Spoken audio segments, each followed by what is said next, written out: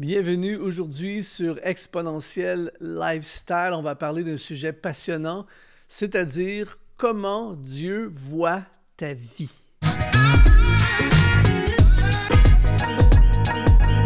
Merci d'être là à notre rendez-vous d'inspiration. Exponentiel Lifestyle a pour objectif de t'activer et te propulser dans ta mission, de faire de toi un disciple de Jésus, quelqu'un qui marche avec puissance et qui accomplit les voies, les desseins, les désirs et la volonté de Dieu.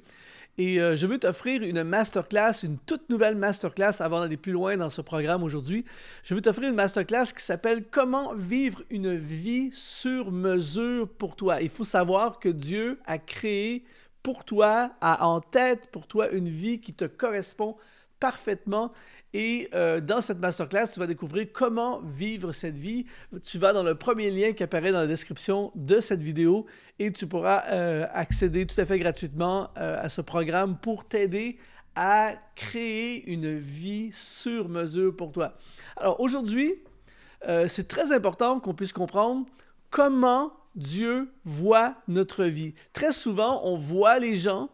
Des fois, souvent même, on se voit nous-mêmes, mais ce qui est important de comprendre, c'est que Dieu ne voit pas notre vie comme nous voyons notre vie, et une chance.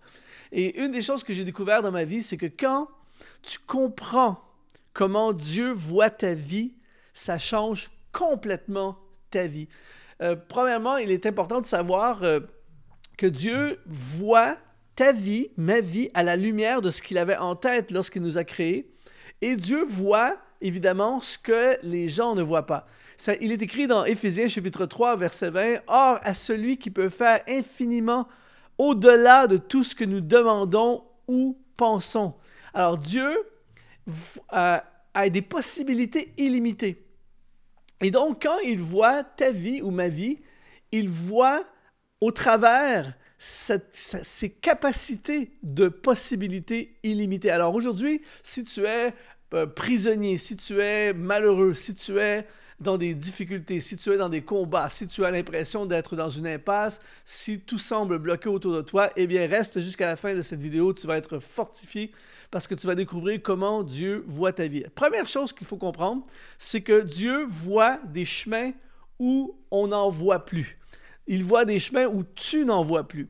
C'est-à-dire qu'il y a des fois, je ne sais pas si tu as déjà vécu ça, peut-être que tu le vis en ce moment, moi je l'ai déjà vécu dans ma vie, il y a des moments où tu arrives dans ta vie face à des impasses, où on pense que c'est des impasses du moins, et on a l'impression qu'il n'y a plus de chemin, on ne voit plus rien et on se sent complètement démuni. Et Ésaïe a écrit dans Ésaïe chapitre 43 au verset 19, il a dit « Voici, je vais faire une chose nouvelle sur le point d'arriver, ne la connaîtrez-vous pas? Je mettrai un chemin dans le désert et des fleuves dans la solitude. » Alors aujourd'hui, alors que tu regardes cette vidéo, peut-être que tu ne vois plus de solution. Peut-être que tu ne vois pas de route. Peut-être que tu es impliqué dans quelque chose et là, tout à coup, tu es au bout de tes ressources. Tu n'as plus le financement. Tu as été bloqué par quelqu'un, par ton patron. Tu as été bloqué par une situation qui est complètement hors de ton contrôle et tu ne vois plus la route. Et ça, c'est vraiment un sentiment parfois décourageant lorsque que tu sois dans le ministère, que tu sois dans le service pour Dieu, que tu sois dans le business, l'entrepreneuriat, dans tes études, dans la vie familiale, peu importe, de se retrouver face à une impasse, c'est un des sentiments les plus décourageants qui existent. Et si tu vis cela en ce moment, je te comprends tellement parce que je l'ai vécu dans ma vie, moi aussi. Mais bonne nouvelle aujourd'hui parce que lui, le Seigneur, quand il regarde à ta vie, qu'il regarde à ton impasse, il ne la voit pas de la même façon, il voit un chemin. Et il va toujours créer un chemin. En fait, c'est simple. Quand Dieu voit qu'il n'y a plus de chemin, eh bien, il en crée un. C'est pour ça qu'il ne voit pas la vie comme toi et moi, on la voit. Nous, on voit plus de chemin, on pense que c'est fini, on fait demi-tour, on se décourage. Tout. Mais Dieu, lui, il voit un chemin dans le désert, il voit des fleuves, il voit des possibilités.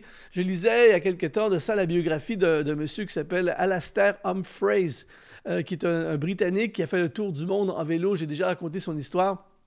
Et en fait, il s'est retrouvé, il a fait le tour du monde pendant plusieurs années, il a fait complètement le tour de la planète à vélo, et il s'est retrouvé dans le nord-ouest du Canada, et il devait absolument se rendre vers l'Alaska pour prendre un bateau pour traverser de l'autre côté en Russie, je crois.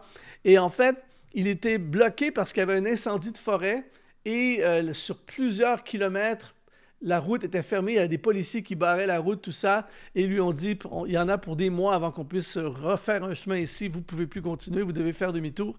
Et au lieu de se décourager, il a trouvé un genre de radeau et puis il a mis son vélo, ses équipements là-dessus et il a descendu la rivière. Il y avait une rivière qui était parallèle à la route et il a réussi à traverser la zone où il y a un incendie de forêt grâce à la rivière. Donc, il semblait ne plus y avoir de chemin, mais en fait, il y avait un autre chemin.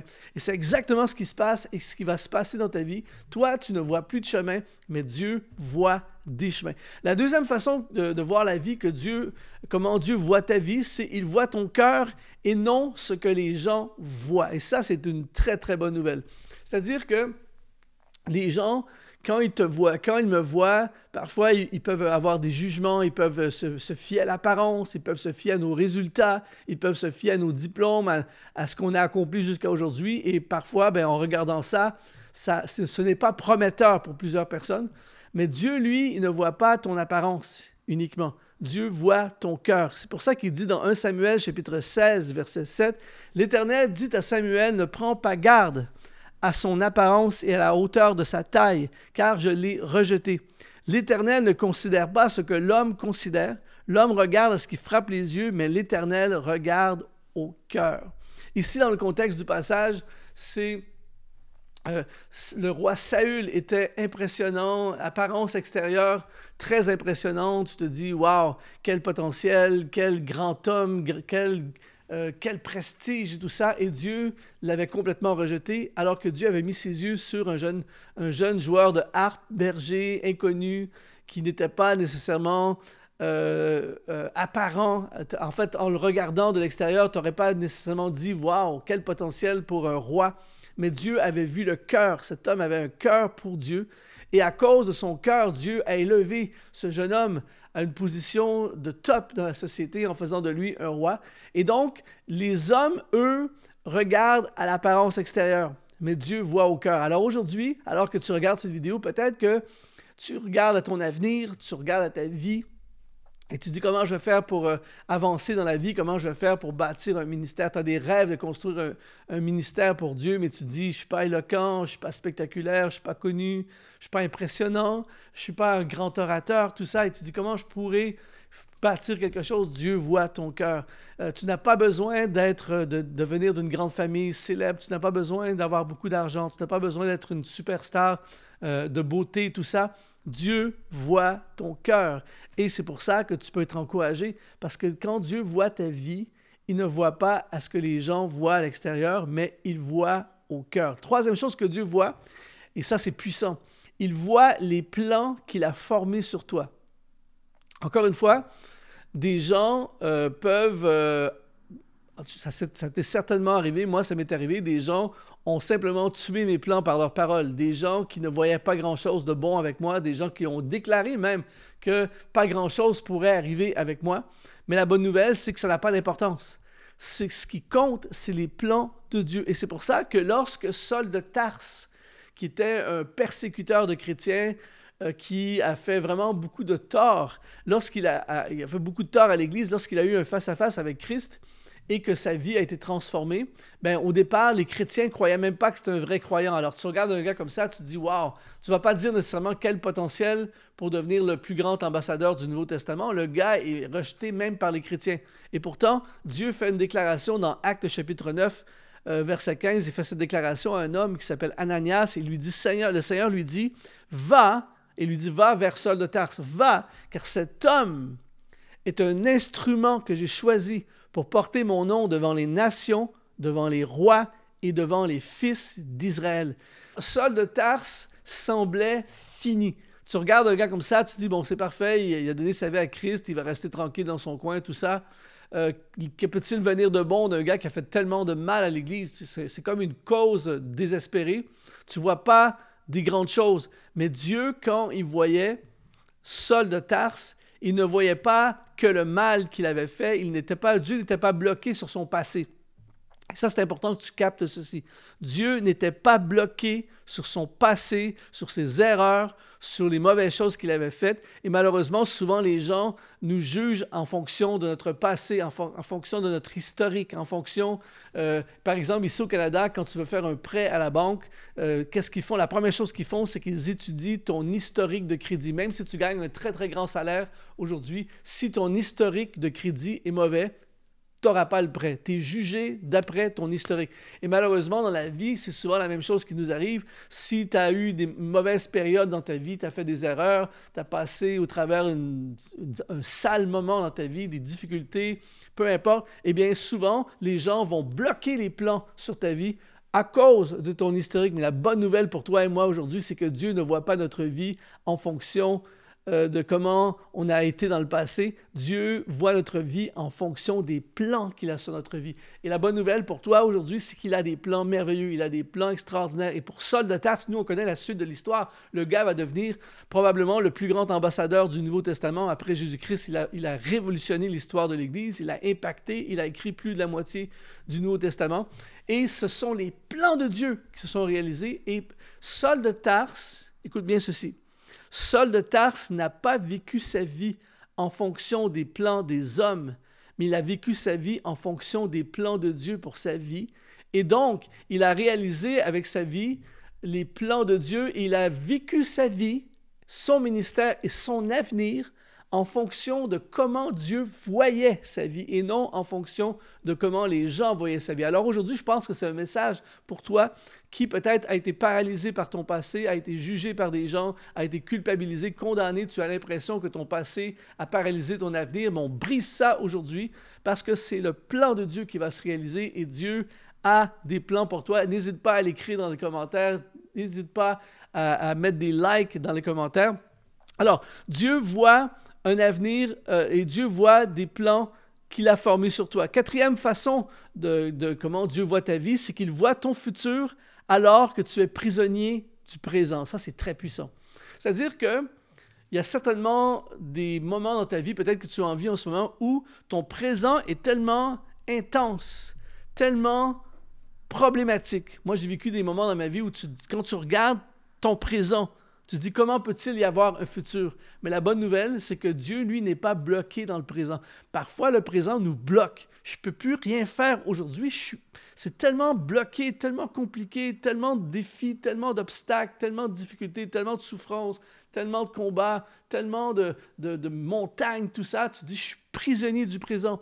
Mais la bonne nouvelle, c'est que Dieu, lui, pendant que toi, tu te bats dans ton présent, Dieu, lui, prépare ton futur. Et c'est pour ça qu'il dit, dans 1 Samuel chapitre 22, versets 1 et 2, « David partit de là et se sauva dans la caverne d'Adulam. Ses frères et toute la maison de son père l'apprirent et ils descendirent vers lui. Et tous ceux qui se trouvaient dans la détresse, qui avaient des créanciers, qui étaient mécontents, se rassemblèrent auprès de lui et il devint leur chef. Ainsi se joignèrent à lui environ 400 hommes. » David, ça va tellement mal dans son présent, il vient de remporter la grande victoire contre Goliath, mais Saül, le roi, est jaloux, il le pourchasse pour le tuer, il y a une conspiration pour tuer David. Imagine, le roi de la nation est ton pire ennemi. Comment tu veux t'en sortir? Le roi est contre toi, il veut te tuer, il est jaloux de toi et il te pourchasse. Donc David se retrouve dans une caverne avec 400 endettés, 400 mercenaires, 400 gars qui ont des problèmes, tout ça. Il est prisonnier dans cette caverne, il ne peut plus sortir. S'il sort, il va se faire tuer, tout ça. C'est pas glorieux. Il n'y a pas un sentiment de destinée et d'avenir à ce moment-là. Et pourtant, alors qu'il était prisonnier dans cette caverne d'Adulam avec des hommes qui avaient une vie encore plus problématique que la sienne, eh bien, Dieu voyait la royauté. Dieu voyait l'avenir. Dieu voyait ce qu'il avait prévu pour la vie de David. Et j'espère que ça t'encourage aujourd'hui parce que peu importe ce qui se passe en ce moment dans ton présent, si dans ton présent le compte bancaire est vide, si dans ton présent tu es malade, si dans ton présent la porte est fermée complètement, si dans ton présent ils sont contre toi, si dans ton présent il n'y a rien qui fonctionne, si dans ton présent tu te sens profondément seul, si dans ton présent tu as des ennemis qui te harcèlent de part et d'autre, Eh bien, Dieu ne voit pas ta vie à la lumière de ton présent uniquement, il voit ta vie à la lumière de ton futur. Et j'annonce aujourd'hui que tu as un futur. Dieu a préparé un futur et c'est ce que j'appelle sur ta vie aujourd'hui. Alors, voir ta vie comme Dieu voit ta vie va changer ta vie. Et rappelle-toi de ceci, et n'hésite pas à commenter, à écrire dans les commentaires. Rappelle-toi ceci, Dieu voit ta vie complètement, de façon complètement différente de la façon dont tu vois ta vie. Et ce qui compte, c'est comment Dieu voit ta vie. Alors, si tu as été inspiré aujourd'hui, mets un like, abonne-toi à notre chaîne YouTube. On a plus de 600-700 vidéos comme ça pour t'inspirer. Et aussi, rejoins la masterclass « Comment vivre une vie sur mesure pour toi ».